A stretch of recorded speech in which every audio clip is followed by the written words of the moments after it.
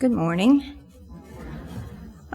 This may be the last time I'll ever speak because it seems like every time I get up here, something crazy happens. The last time I was up here, I had a big patch on my eye, remember?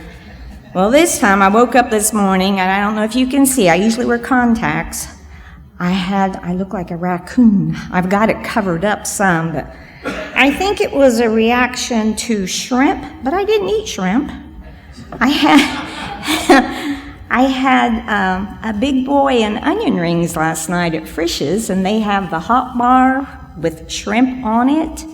And I have a feeling they may have put the onion rings in the same grease as the shrimp. So this morning it's like, I said to Jim, look at me. He goes, they won't notice. So, well, since I pointed it out, of course you notice. How many of you listen to 104.9 The River? A lot of you, okay. Well, they have this new thing now where the artist will tell the story of how a song was written. And the story behind the song Nobody by Casting Crowns has to do with John the Baptist. And people are asking John who he is. Are you Elijah? Are you Moses? Are you a prophet? And his reply is, I'm nobody. I'm just a voice in the wilderness preparing the way for Jesus. The only one who matters is Jesus. So I don't know if you're familiar with the song, but I'm going to ask Ruth to play that now. Pay very close attention to the words, please. That's one of those songs that's going to get me a speeding ticket. You know, you listen to certain ones, it's like, I start going faster and faster. That's it. That's one of them. The theme today, as Craig has said, is where is your treasure? And the scripture comes from Luke chapter 12, verses 32 to 34. Do not be afraid, little flock, for your Father has been pleased to give you the kingdom. Sell your possessions and give to the poor. Provide purses for yourself that will not wear out, a treasure in heaven that will not be exhausted, where no thief comes near and no moth destroys. For where your treasure is, there your heart will be also. The first verse of today's scripture is good news for all of us. Do not be afraid, little flock, for your Father has been pleased to give you the kingdom. Do not be afraid is the starting point for everything else in this passage. It is God's pleasure, His intention, His plan, His delight to give you the kingdom. Jesus creates faith by announcing a promise. Like parents love their children deeply and desperately want all good things for them, so also it is God's good pleasure to give us the kingdom. He has promised this for us. Promises create hope. Promises create faith. All our instructions about living the Christian life, whether it be about prayer, money, patience, caring for our neighbor, and so much more, are anchored in the promise that it is indeed God's good pleasure to give us the kingdom. As children, I'm sure we read about dragons, those make-believe creatures that live in caves. The stories were usually about how dragons guard their treasure of gold and silver, breathing smoke and fire out of their noses and mouths if anyone tried to take their treasure. Or maybe you read about pirates who sailed the seas long ago and stole gold and silver from other ships. Then they buried their treasure on a deserted island somewhere, marked the map with an X, so they could come back and find their treasure. The dictionary says a treasure is anything or any person greatly valued or highly prized. God tells us to provide purses that will not wear out. I'm not really into purses that much. In fact, I'll get one and carry it for a long, long time. Same one, doesn't matter what color I'm wearing, I carry that purse. In fact, just last Sunday, I switched purses, not churches. I switched purses finally because the one I'd been carrying around was so pathetic. I thought, I better get in the closet and get one of my other ones out. But I don't think God was talking about those kind of purses. We carry purses that carry valuables. And men, you have your wallets. Money, credit cards, keys, eyeglasses. But God's purse is right here in our hearts. Obviously, we can't store money or gold or jewels in our heart. So, what kind of treasures are we talking about? Jesus was all about serving. In fact, in class today, we talked about Jesus washing the feet of his disciples. It always amazes me how it all entwines. It didn't matter who needed help. He didn't see race. He didn't see gender. He didn't see culture. He didn't see religion, socioeconomic, education. None of that mattered to him.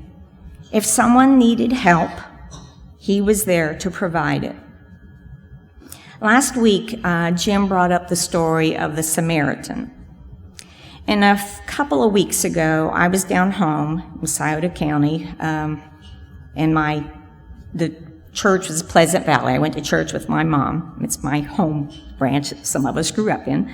And one of my very best friends in the world, Phil Crabtree, was the speaker that morning. And he said, I'm going to tell you the story of the Samaritan the way Jesus might have told it if he was here today. So I can't take credit for this, but it was so good I had to steal it and share it this morning. But before I start, how many of you are Ohio State fans? How many of you are Michigan fans? Oh, there. Yeah, I know. I figured she's back there, yeah. Okay, well, here's this version. A man was carjacked on 270. He was pistol whipped and left in the ditch to die. Along came a televangelist, had his driver, in a limo, and they went by the man, and the televangelist looked over and he goes, "Oh, I couldn't possibly be bothered by that. Just keep going, driver." So they went on. A local minister came by later on the way to prayer meeting. He saw the man lying there and he goes, I can't be bothered. I'm going to be late for prayer meeting. You know how important it is to get to prayer meeting on time. Off he went. A little bit later, here came a Michigan fan. Michigan fan saw the guy in the ditch. He stopped, went over, helped him, got him in his car, took him to Mount Carmel East to the emergency room, helped him out, paid for his bill. Makes the Samaritan, gives a little different twist on it, huh? That sometimes the people that we think, they're not so good, they're not going to do anything, sometimes they're the ones that outdo us. Jesus said, "Your Father has been pleased to give you the kingdom." The kingdom isn't our reward at death. It is the reign of God breaking out in our midst right now. I'd like to repeat that. The kingdom isn't our reward at death. It is the reign of God breaking out in our midst right now. Jesus taught his disciples to pray the kingdom into existence in their lives. Thy kingdom come, thy will be done on earth as it is in heaven. It is God's pleasure to give us the kingdom. It isn't something we earn. It's a gift. It's a gift that keeps on giving and is fulfilled in the next life. But it is already here to be experienced. The treasure that God offers us is that we can participate in the kingdom now. We participate in the kingdom and in the growing and the building of the kingdom of heaven on earth, not just by doing good deeds, but by being the person for which we were created. The best husband or wife, the best daughter or son, the best mother or father, the best grandparent, the best friend, the best co-worker, the best servant, the best follower of Jesus. And when I say the best, I don't mean the best of everyone. That's just an opinion anyway. I mean the best you can be at any given moment. We all know we have our good days, we have our better days, and we have our best days. So where is your treasure? Like the dragons and the pirates, are you storing up treasures that can be taken away? How many of you are collectors? Collect things? Okay. Or how many of you used to be collectors? Yeah. Okay.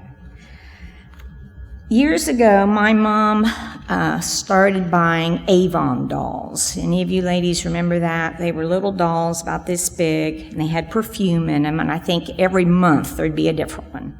So every month she'd buy me these Avon dolls. And I had, I don't know, maybe 15, 20 of them. I had a bunch. Well, when we built our house where we live now and moved in 1990, so it's getting close to 30 years, I wrapped each of those dolls up individually, put them in a box, and took them to the new house. Well, they got put in a closet, and just a few years ago, I was cleaning out the closet. Guess what I unearthed? The Avon dolls. I thought, this is crazy. They've been in that closet for probably 20 years. I don't need them, so I think they went to Goodwill. I don't know. One of my daughters took them and said, I'm going to take them somewhere. They didn't keep them. They didn't want them either, you know. So then my mom, I blame it all on my mom. My mom bought me one year a Boyd's Bear. Remember the little Boyd's Bears? Okay. They were so cute, so cute. I loved them. So I'd go out and I'd go buy myself one. And then Christmas, birthdays, whatever, I'd get more from my mom. Then my friends found out I liked them. So anytime a special occasion, they'd start buying them for me. Next thing I know, my house looked like a Hallmark shop.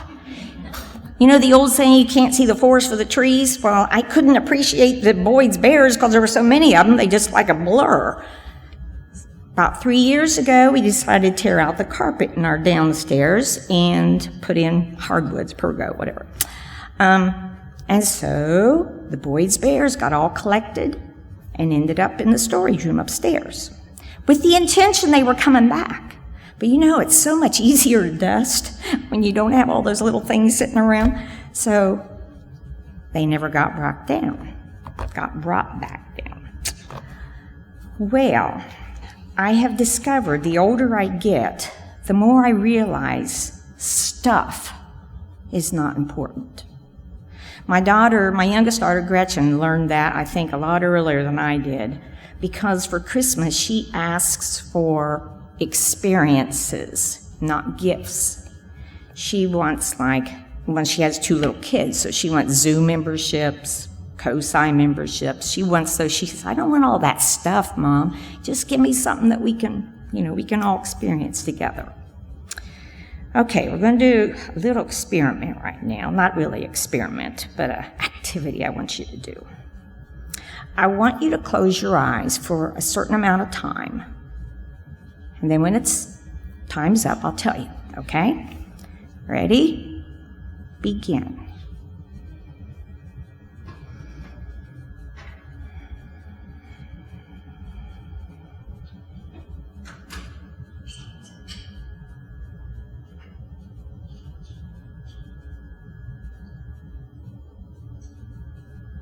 Okay. Anybody have a clue how long that was? It was 17 seconds. Years ago, I read a book called The 17-Second Miracle by Jason Wright. The story was about a tragedy that happened because a young man was distracted for 17 seconds. Out of this tragedy grew a movement called the 17-Second Miracle. The young man in the story could have given up and blamed himself for the drowning of a young girl, and it really wasn't his fault. But instead, he spent the rest of his life performing 17-second miracles, encouraging others to do the same, and making a huge difference in many people's lives. 17 seconds isn't very long, as you just saw, but it could change lives. I think of last week when Amy played the video and all the small acts of kindness that were going on in that short clip. It wasn't much. People didn't have to do much, but you could see on the people's faces it made a difference. Several years ago, when we were still at South Branch, the old church, and my girls were little, a lot of times on the way home, especially in the fall and the spring when my husband was in the field busy, we would stop at Wendy's in Obetz on the way home from church and have lunch. And a few days before this one particular Sunday, we had been somewhere else, and the place was absolutely awful. I mean, there was trash on the floor.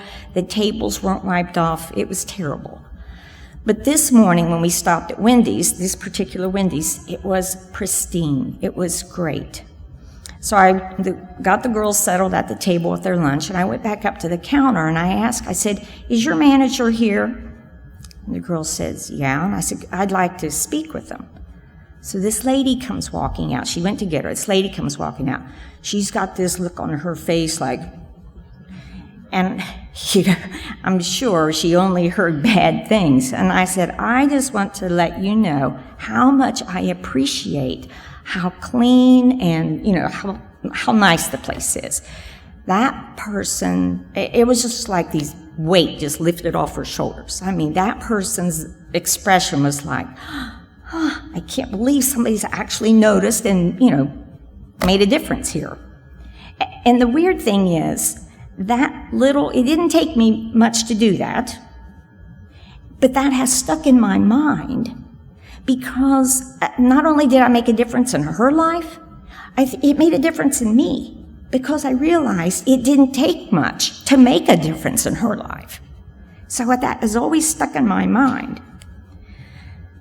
The biggest thing is to try to make a conscious effort to do something every day. 17 seconds. That's not too much to ask. Serving others is the greatest treasure we can get and give. Fill your purse with these treasures that can never be taken from you. They'll never be lost. They'll never be stolen. They'll never get broken or wear out. And the more you give, the more your treasures will grow. I talked about my boys' bears a while ago. I brought my collection with me today. And when church is over, they're going to be on a table in the back. And I would like for each one of you, I should count, well, at least each family. I know there's enough for each family to get one. To pick one and take it home, set it somewhere that you will see it every day to remind you of that 17-second miracle, of something that you can do, even if it's just a smile to a stranger. It doesn't have to be much. But I want you to pick, and then if there are things left and the kids want some of the stuffed animals, because there's some of the fuzzy ones too back there, I don't want to take any home. I picked out about 2 to keep myself, but the rest of them I want you to take. Remember that the most important person we can be is a nobody telling everybody about Jesus. And we do that best by how we treat others, through our words, our actions, and deeds, because Jesus is our treasure and the only one who matters.